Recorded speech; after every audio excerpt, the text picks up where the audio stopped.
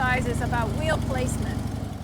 The Abominable Snowman, exercise 9. We're all the way up to exercise 9. So we have gone through all the preparatory work for this pinnacle of an exercise. Not really. Exercise 9 is no harder than any of the other exercises if you've got the previous exercises mastered. Of a tight circle. Right, it's about getting out here, being patient with it. Getting your speed right too, like I gotta keep my speed right. I'm leaning way forward over to the right hand side of my bike. My elbow is up. Master exercise 1 and master exercise 2. You've gotta get that like down.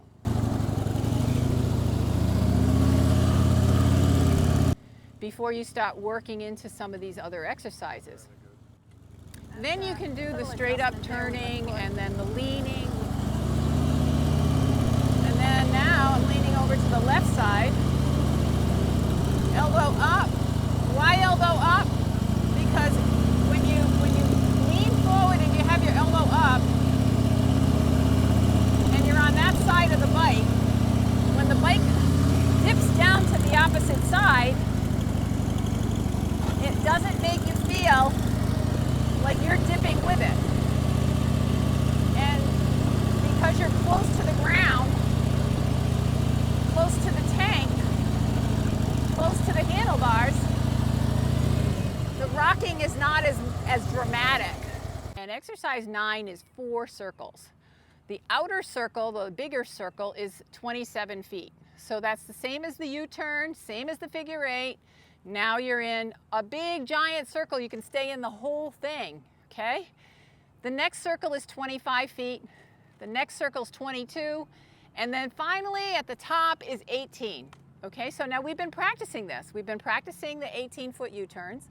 We've been practicing the 4 squares on the figure 8. So we're getting used to tighter turns and leaning the bike and getting our speed set. The benefit of this exercise is that you want to get really good at holding your turns. You want to be confident with it. And that's why we do all of these exercises, is to be confident with them and be able to do them under pressure, under weather conditions, under confusion, like your GPS is taking you somewhere where you don't know where you're going, or you're trying to find something. You don't want to be thinking also about, geez, I wonder if I can actually make this turn, or I wonder if I can maneuver my bike. You want to be able to be fully present when you're on the road at all times. So this stuff is muscle memory. And the only way to get that is through repetition, repetition, repetition, the practice. And I do want to stress, doing it the first few times, you're not going to be good at it. And you just want to embrace that part of the process, the part of the process that where you're just bad at it, okay? And you don't look good, and it kind of shatters your confidence a little bit with your bike because it's a reality check. It's like, I don't really want to face that I'm not that proficient on my motorcycle, so I'm just going to ignore that. You don't really want to go there. What you want to do is put a spotlight in the areas that you're not proficient on your motorcycle. You want to put the spotlight right there. And then you want to hone in on that until you are proficient with it. And I can tell you that the experience of overcoming, first, not liking that you don't look good at it, and the reality of I'm not as competent on my motorcycle as I should be, and then accepting that. Okay, I fully embrace the fact that I'm not as competent as I want to be on my motorcycle. So then what I'm going to do is I'm going to hone in on this area that I'm really not too strong. And I'm going to do it until I am strong. And that is just through really bulldogging it. It's just attack it like a pit bull and attack it until you can get it down, right? So we want to make sure that our throttle is in the preload position. Stay there. You want your clutch in, I use position 1 when I'm doing these slow speed exercises mostly. And you want to stay there. And then you want to be on your rear brake. And a thing that I learned in the lock and lean was to put your foot like you've got your heel on the board. You have to have your heel on the board. But to put your foot on the outer edge of the brake, and the reason is so that you don't jam it and press it hard. You really want light, light, light pressure. And with these long legs, even though we have extended brake levers and it's lower from the soft brake, it's still, we're kind of jammed up there with you know, our positioning. You want to be as close on the tank as possible, and your positioning really does matter. Sitting forward, your foot off to the side a little bit, and you want to be leaning forward on the bike and counter sitting. So if the bike is turning this way, I'm over here, and this elbow, it's not really the elbow being up as it is the wrist being straight. You don't want to be like this, okay? And when your elbow is down, your wrist is bent. So in order to keep your elbow or your wrist straight, your elbow needs to be up. So when you're forward and you're over here, when the bike dips like this, you don't feel like you're going down with it. And I just say, hang on, just hang on, okay? And then this elbow is in here by your side. And you're holding, where is my wrist? It's straight, okay? If I'm like this, my wrist isn't straight. They also showed us how to hold the grip, which is another thing. You want to hold the grip at an angle, okay? So you're opening like this. You're not holding it straight because then your wrist is bent, and that's an awkward position for your wrist. So everything is about your wrists, because if your hands are in the right position, you can work your clutch and your throttle better. Isn't that novel? Okay, so when we enter into the circle, you're going to go around using all the space. So Robert says placement, hug 'em, commit. So what you're doing is you're getting your wheel placement in correct at 3 o'clock, 2 o'clock, 1 o'clock, and then 12 o'clock if you're going in that direction. When you get to 12 o'clock, the commit has to happen, and you need to look to the exit, okay, back to 6 o'clock. And your nose of your bike should never face this other side of the clock. It's really going to be pointing out, okay? And you're going to go, you don't really have to lean all that much in order to do even the 18-foot U-turn or the 18-foot top of the circle. So when you're in the bigger one, get your speed set, get your wheel placement set, and use the entire space. So you want to be almost touching the cones all the way around. So it's a matter of how much am I turning the handlebars and how much am I leaning the bike, which determines how much space I take up, okay? So the more you lean and the tighter you turn, the tighter your space is. So when you get into the outside circle, the big one, you don't have to be going very fast, and you don't have to be leaned very much, and you don't have to be turned very far. So keep the wheel out there and go all the way around. Then when you get to the second one, you're going to go through the gate and you're going to come all the way over to 9 o'clock. 9 o'clock, 10 o'clock, 11 o'clock. Your tire should be at each cone all the way to 12 o'clock. Then what do? Commit to the lean. You've got to look to the exit back at 6 o'clock and go for the exit, turning your handlebars and leaning the bike. Again, you're in the second biggest circle, so it's not that much of a lean. Use all the space. Have the tires go right around the entire space, almost touching every single cone.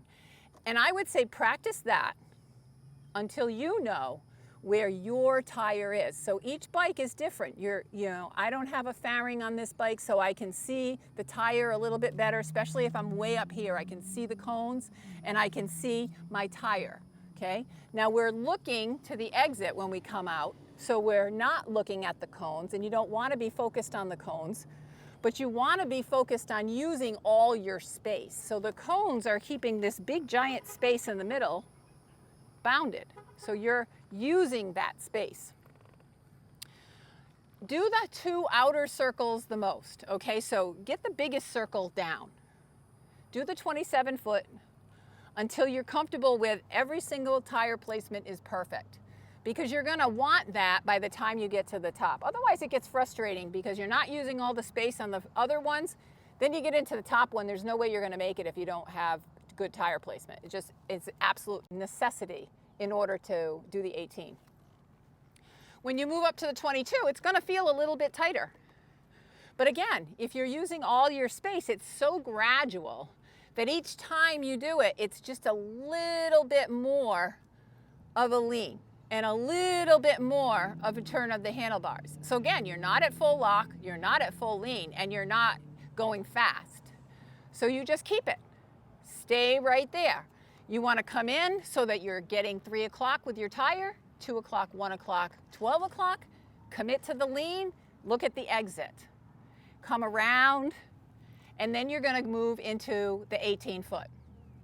Now when you get into the 18 foot, you have to be precise with getting over to 9 o'clock. You've got to get your wheel right at 9 o'clock, 10 o'clock, 11 o'clock, 12 o'clock, hold it all the way to the top. If you leave this much space on any of those cones, you're going to lose it on the other side and you'll be too far over when you exit the circle. When you get to 12 o'clock, commit to the lean, look for the exit. And I'm saying now you've got to really be up here with the handlebars, because when you commit to the lean, it's going to feel like a little bit of a dip, and you don't want to feel that dip. So what I say is lean forward and hang on, but look up at the exit, okay? And what will happen is the bike will come right around, and if your wheel placement is good, you're going to stay in the bounds, and then you come back into the 22-foot circle, go the opposite direction, back into the 25, go the opposite direction, back into the 27, and then out. So it's all the way up, one time around in each bucket, all the way back, one time in each bucket. So what we had started doing after a while to get our circles down and our wheel placement good was we would go through each circle a couple of times. So we would go in the 27 foot, go around 2 or 3 times. You know, get the speed right, get your clutch right, get your throttle right, get your amount of lean and the amount of handlebar change. And then do that progressively into the other circles. When you get to the 18, we were still just doing the one time through, because that's a big deal when you can make that 18 foot. When you finally can make the 18, yes, then you can go around multiple times and you can do all sorts of fun up-level things. But as you first start out, the benefit of this exercise is that you want to get really good at holding your turns. This one is going to keep you in a turn all just in the same direction all the time, where you're able to manage your speed, your throttle, your clutch, and how much you're turning the handlebars and how much you're leaning.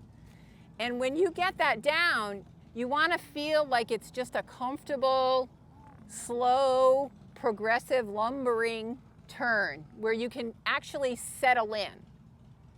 And then going the other way. So one side is going to feel a little bit easier than the other side. So just know that going in, when you get to the top of the circle, one side's going to be more comfortable than the other side. So what Robert always tells us is you don't just work the side that you're comfortable with and keep working that side, because that's like being strong on one arm, so you only work that arm at the gym, and then the other arm you let just go flabby and weak. So you really want to work more on the side that you're weaker on, so that you can bring that one up to strength, and then you're equally strong on both sides. And that's going to make a difference when you ride your motorcycle on the road too, because no matter what direction you have to go, you're comfortable going both ways, and that matters, right? When you're on the road and it's a split decision, when you have to make a move, you want to be confident with it. One of the things that I wanted to attack till I got down was not falling off my bike when I drop it, okay? Not putting my foot down so much, but not falling off the bike because I'm pulling it over. And the way I learned how not to do that anymore was to sit way up far on the seat and I'm closer to the handlebars. So when the bike goes down, I'm here and I'm hanging on. Now I'm hanging on too tight. I can't open the clutch again and it opened me up, but I'm still working on that. So I'm embracing the fact that I'm not good at that yet. I'm not gonna not try it anymore. I'm gonna get good at it. So commit to getting better at the things that you're not good at and embrace the process of getting good. Because the feeling you get from getting good at something and that feeling of accomplishment, there is no replacement for that. Nobody can give that to you. I can't give that to you. I can show you what we do in order to get good at the things that we do and become proficient. But I can't give you the feeling that you get from overcoming the fear and the not looking good and the reality of I suck on my motorcycle. I can't take that away for you. But what I can do is show you the progression of what it takes to go from not looking good on it all the way to being completely 100% proficient. Because what's on the other side of that, is the times you ride your motorcycle, whether it's around town, going places with your friends or errands, or on long trips cross country, which is what we like to do.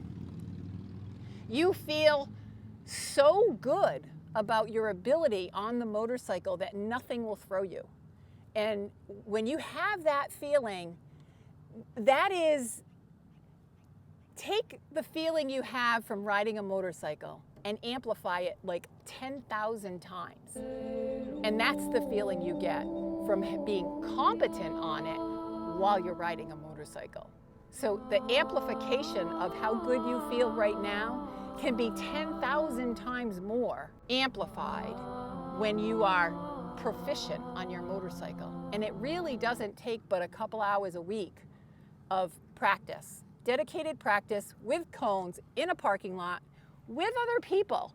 I would say, I really think that at least one other person who's also committed to being good on their motorcycle with you is great, because then you don't have to fear picking your motorcycle up. That's one of my biggest fears, is picking my motorcycle up by myself.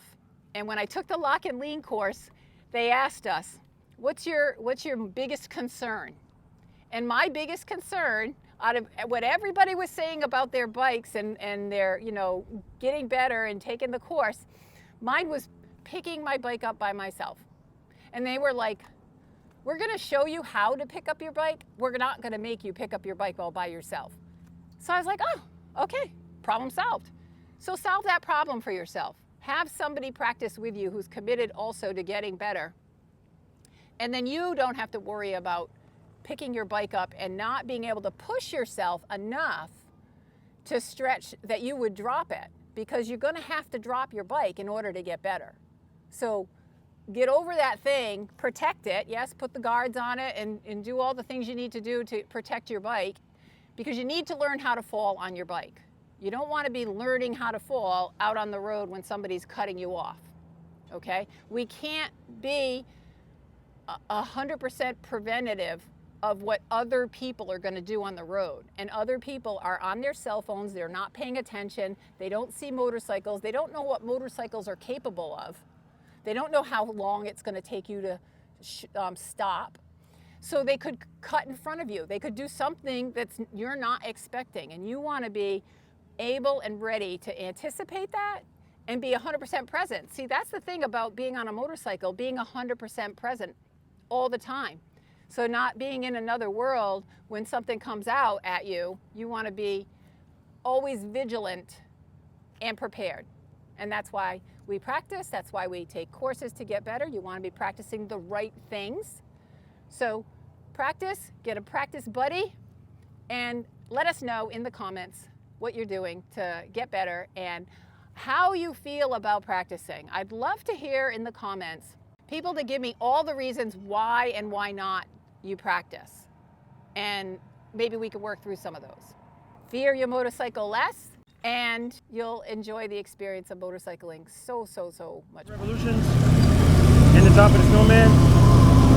Real placement good. I'll get a little off right there. Down, have to lean more. 2. One more.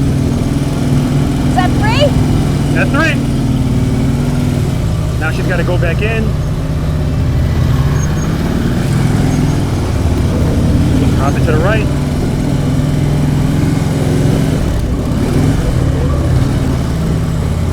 2. Oh, forgot about revolution.